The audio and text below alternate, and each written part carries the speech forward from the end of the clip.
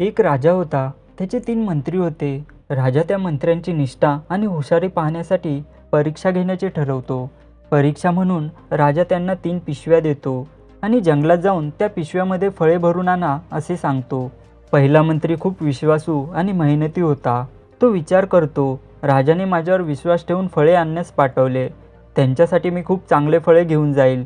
त्यामुळे तो पिकलेले आणि रसाळ फळे शोधतो. त्याला त्याच्या मेहनतीमुळे चांगले दर्जेदार फळे भेटतात. ती सर्व फळे तो त्या पिशवीमध्ये भरतो. दुसरा मंत्री खूप आळशी आणि अप्रामाणिक असतो. तो विचार करतो की राजा आपल्या कामामध्ये खूप व्यस्त आहे, म्हणून राजा माझी पिशवी तपासू नाही शकत. त्यामुळे तो काही चांगले तर काही सडलेले फळे जमा करून पिशवीमध्ये भरतो. तिसरा मंत्री खूप लबाड असतो. तो विचार करतो, राजा फक्त पिशवी किती भरली आहे ते बघेल, परंतु त्यामध्ये काय आहे हे बघणार नाही. त्यामुळे तो पिशवीमध्ये सुका पालोपाचोळा आणि थोडीफार दगडे भरतो. ते 3 मंत्री राजाने दिलेले काम पूर्ण करतात. त्यामुळे ते तिघे भरलेल्या पिशव्या घेऊन राजाच्या दरबारात जातात. राजा त्या तिघांची पिशवी न तपासता त्या तिघांना 3 महिन्यासाठी वेगवेगळ्या तुरुंगात टाकण्याचे आदेश देतो आणि राजा पुढे बोलतो, त्या तिघांना कोणीही अन्न देणार नाही. त्यांनी जे पिशव्यामध्ये जमा केले तेच त्यांना खाण्यासाठी भेटेल.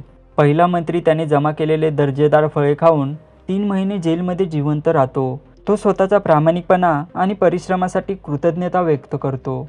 दुसरा मंत्री त्याच्या पिशवीतील काही चांगले फळे खाऊन काही काळ जीवित राहतो, परंतु काही काळाने त्याच्याकडे फक्त सडलेले फळे उरतात. ते सडलेले फळे खाऊन तो आजारी पडतो. नंतर त्याला त्याचा आळस आणि अप्रामाणिकपणाचा पश्चाताप होतो. तिसरा मंत्रीकडे फक्त पालापाचोळा आणि दगडे होती.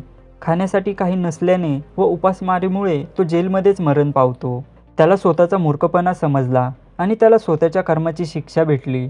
मित्रांनो, ह्या गोष्टीवरून आपल्याला समजते की आपण जे काही कर्म करतो त्याचे फळे आपल्याला नक्कीच भेटते. ज्याप्रमाणे राजाने दिलेले काम त्या 3 मंत्र्यांनी पूर्ण केले, परंतु त्या तिघांच्या कामामध्ये खूप फरक होता, कारण त्यांनी स्वतःचे विचार व चांगले वाईट गुण याप्रमाणे ते कार्य पार पाडले. त्यामुळे याचा परिणाम त्यांना तुरुंगात भोगावा लागला. कारण पहिला मंत्री त्याचे चांगले विचार, चांगले गुण आणि चांगले कर्मामुळे तुरुंगात जिवंत राहू शकला, कारण त्याच्याकडे खाण्यासाठी चांगले फळे होती. परंतु दुसरा आणि तिसरा मंत्री त्यांच्या वाईट विचार आणि वाईट गुणांमुळे केलेल्या कर्माची फळेसुद्धा त्यांना वाईटच भेटली.